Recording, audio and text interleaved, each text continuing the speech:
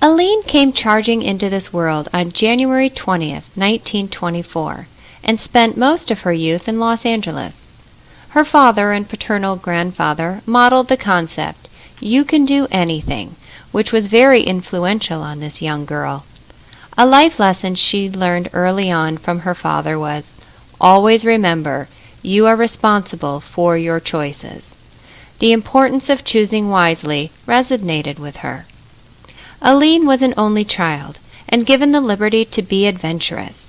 She took full advantage of this opportunity. Her adolescent years created the foundation for what was yet to come. At the age of 9, this bold young girl would walk to the Ambassador Hotel and begin her dance of discoveries. For those of you who are unaware, this hotel, which was built in 1921, is a landmark destination. This impressive hotel was home of the famous Hollywood oasis, the Coconut Grove nightclub, as well as a popular location for the Academy Awards. It was also the sobering site where Robert F. Kennedy was assassinated.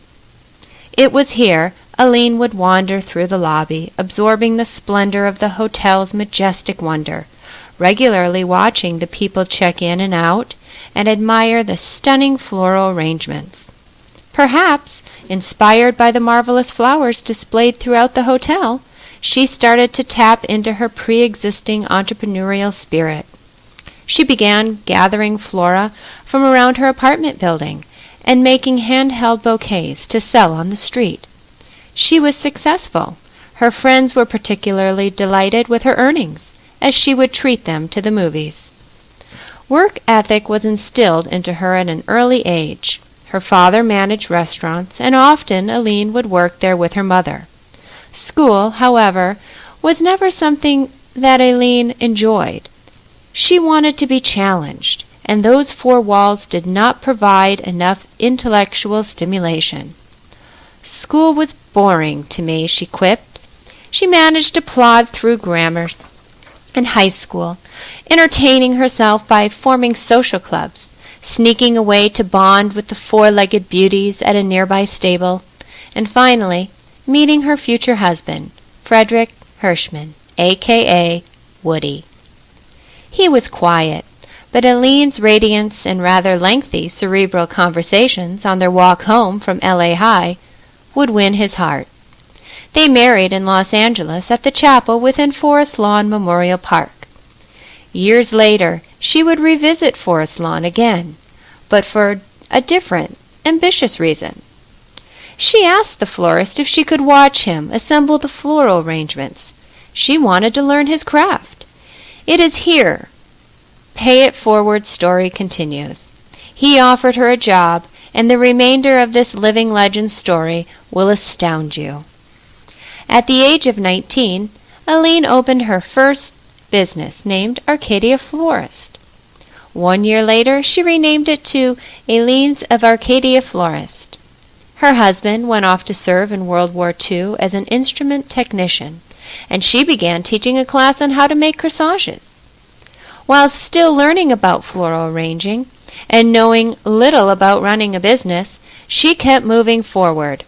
Her embedded, tenacious drive and willingness to expand her knowledge base led her to a new product called wood fiber, which was just being introduced in the United States. Grown only in the South Pacific, in its natural form, it resembles a bamboo stalk and must be harvested with a machete. Once manufactured, the material mimics rice paper and was used to imitate fresh flowers. When the wood fiber was dyed and scents were added, people found it difficult to notice the difference between fresh and fake flowers. It was at this point Aleene began packaging her make-your-own corsage kits, which became an instant success. Always embracing her out-of-the-box thinking, she would allow customers to bring in their own flowers to make their personalized arrangements. This was unheard of, and others in the industry were not pleased with such visionary thinking. Aleene struggled to find glue that would not soak through the materials she was using. Often it was wood fiber, silk, satin, or velvet. She located a chemist and worked with him to formulate that familiar gold bottle, found in almost every crafty household in America, Aleene's Tacky Glue. It is now used for every imaginable purpose and considered the gold standard of all adhesives on the market. You may have a bottle in your house right now. Somewhere in the middle of this exciting adventure, she and Woody had 5 remarkable children together: Candace, Fred, Heidi, Tiffany, and Tony. In 1947, Aleene closed her florist shop and moved her flower-making classes to her home in order to care for her firstborn. As her business grew quickly, so did her family. She arranged for a housekeeper who would also assist with her young children. The housekeeper remained with the family for 18 years, helping to care for the 5 kids while Aleene focused her days on the fast-growing business. Aleene, however, was also very comfortable bringing her offspring into the workplace with her. From the time they were very young, they were expected to work both the retail and wholesale business. Aleene Jackson gradually became an icon. Her determination and promotional skills led to regular local TV segments in the late 1940s, when TV was in its infancy. In January 1953, she was featured in Life magazine, an impressive feat. As her popularity grew, she continued to make television appearances on top national daytime talk shows. She recalls her first appearance on the Dinah Shore Show, where alongside Aleene was another first-time guest, Burt Reynolds. In the late 1960s, artificial flowers were becoming fashionable, and Aleene was a leader in the industry, making her presence known in 35 states. How? She came up with the brilliant idea of taking her crafting business on the road with a craft caravan tour.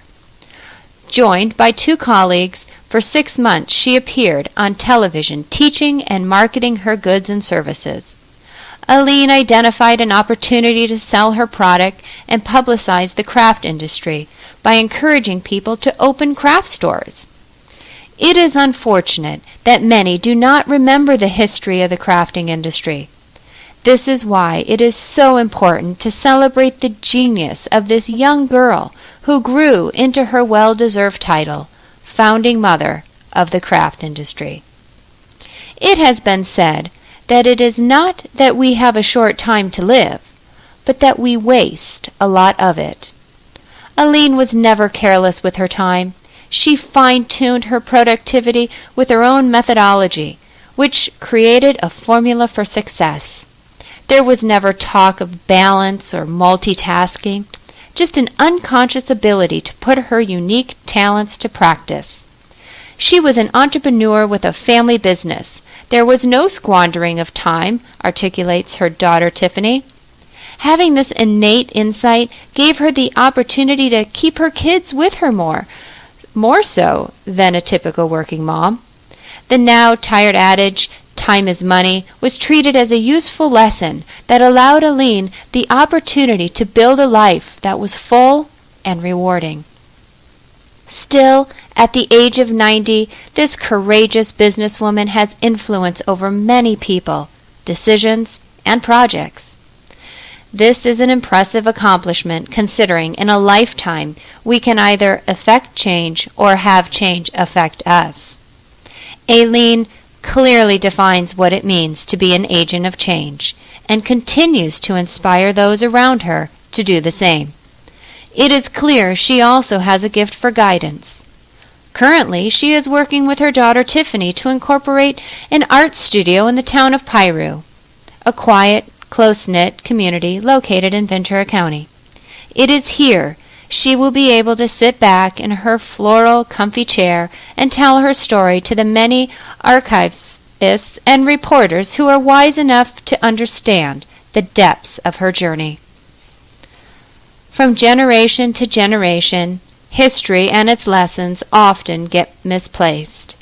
We only know what we have seen and experienced in our lifetimes. Let's honor and remember this pioneer that carved a path for countless others with her determination and purpose. She led innovation. She disregarded the naysayers who discounted her dreams and paid attention to her own intuition and instinct. The wind of the world can blow us many places. It is up to us to define our direction and decide where we want to land. This worthwhile wisdom applies to all facets of our lives, whether it is family, marriage, work, or school-related. I leave you with a quote from our living legacy. It doesn't happen overnight. People need to understand that instant gratification can be harmful to the creative spirit. To build something long-standing, one needs to take the worthwhile steps of investment to include time, energy, and mistakes.